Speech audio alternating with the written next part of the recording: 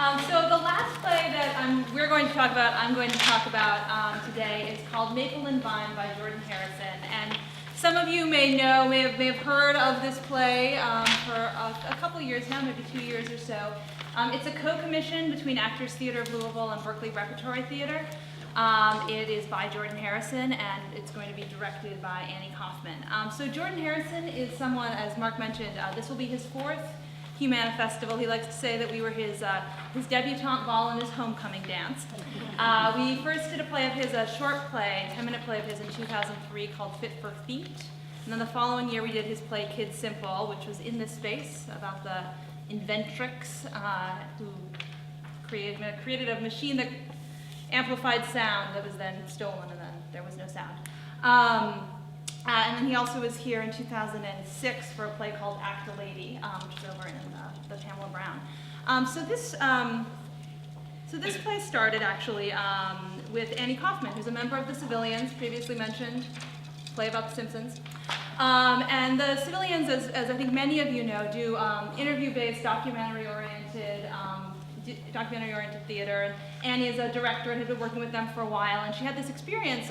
She was actually, I think she was engaged to her boyfriend, or was maybe almost engaged. Marriage was in the air, but it was a little confusing for her at that moment. And she was at a deli in Williamsburg, New York, in Brooklyn, and which is also where the sort of, young, soon-to-be marrieds rub elbows with the Hasidic Jews. And she was at this Hasidic deli, and she's talking to a person behind the counter, and he was telling her how great his arranged marriage was. And she thought, boy, that sounds great.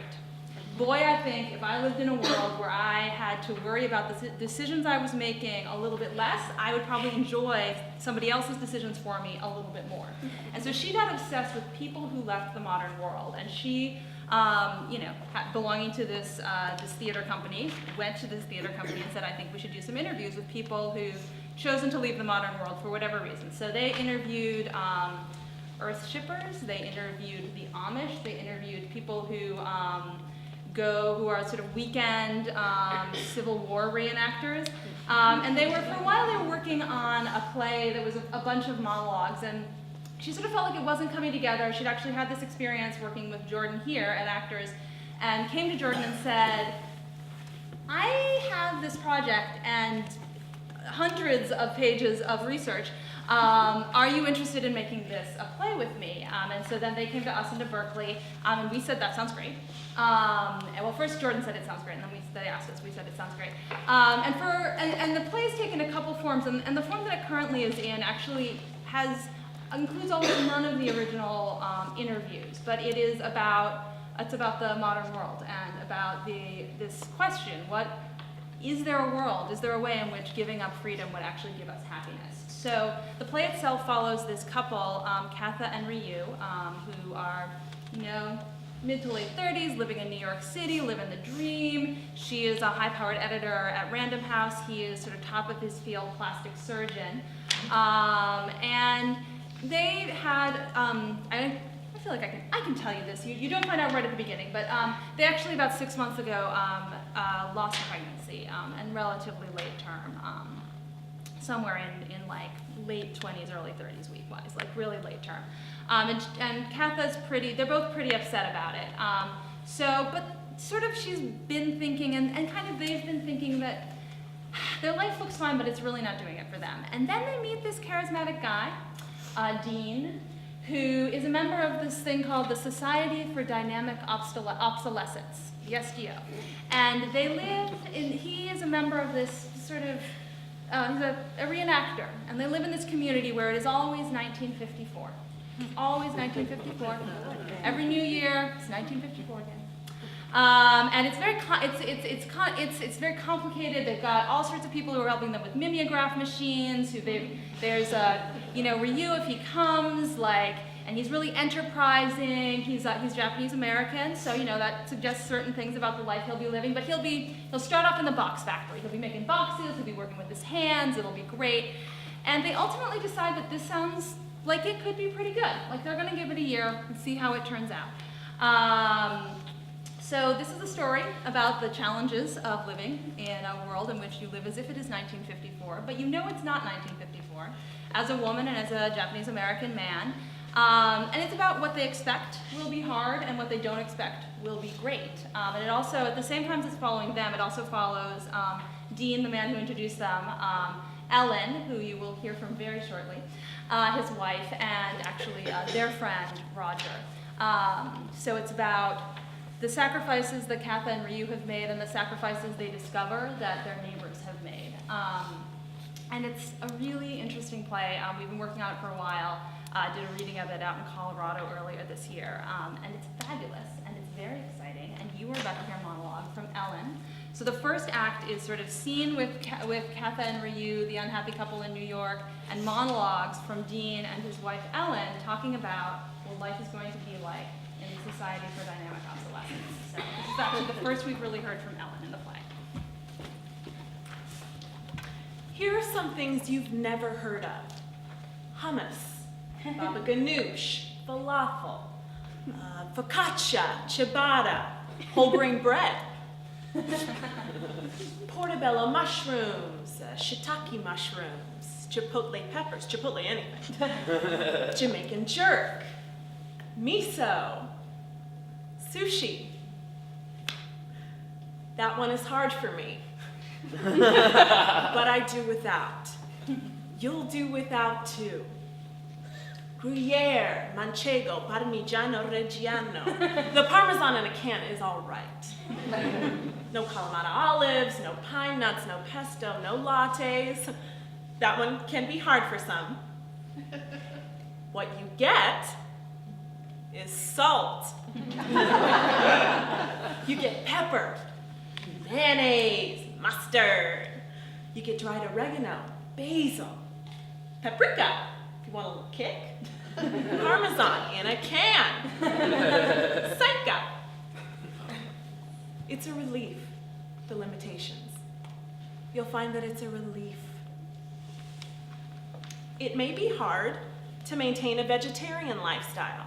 Some people have tried, and you're always welcome to try, as long as it coincides with the rest of your dossier. For instance, it might coincide with your dossier if you are taking on the identity of a beatnik English professor. But if you're taking on the identity of an oil man or an ad executive, it might be pretty disruptive not to have steak and a martini for lunch. Disrupting meaning you're not period appropriate. One question we get a lot is health concerns. Do I have to drink? Do I have to smoke? Do I have to eat hot fudge sundaes? Of course, we cannot ask for more commitment than you're willing to give, but we think you will get much more from the experience with total commitment, total authenticity. And what's a little hypertension if you're happy?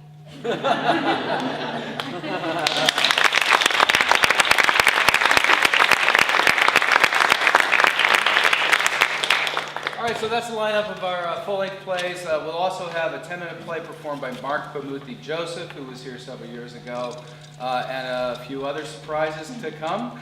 I think Jennifer Blum, you're going to say something? Well, come on down. While you're coming down, I just want to take a moment and say that this is Adrienne Ellis Hansel's final Page to Stage event. And I think many of you know that Adrienne is leaving us to work at the Studio Theater in Washington, D.C. And change is hard, but we love you, Adrienne, and we will miss you. And we wish you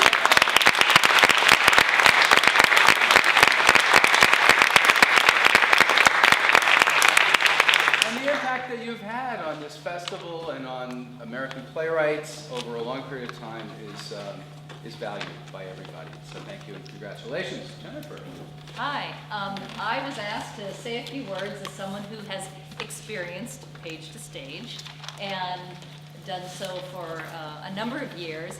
And one of the things I'll say, for those of you who have not done it, it is really a fun kind of immersion experience, as much or as little as you want. And as someone who chooses to follow a play, and I followed a number of different types of plays, but one of the really exciting things is after you read the script, you then can choose to go to the very first rehearsal, which is a fun event where, for the first time in a room, the playwright, the director, the actors, the set designer, the costume department is there to kind of give you a show and tell, and give everyone a show and tell. So it's everyone sitting in a room, introducing themselves, and then seeing what the set is going to look like in a diorama form, what the sketches of the costumes are going to be like.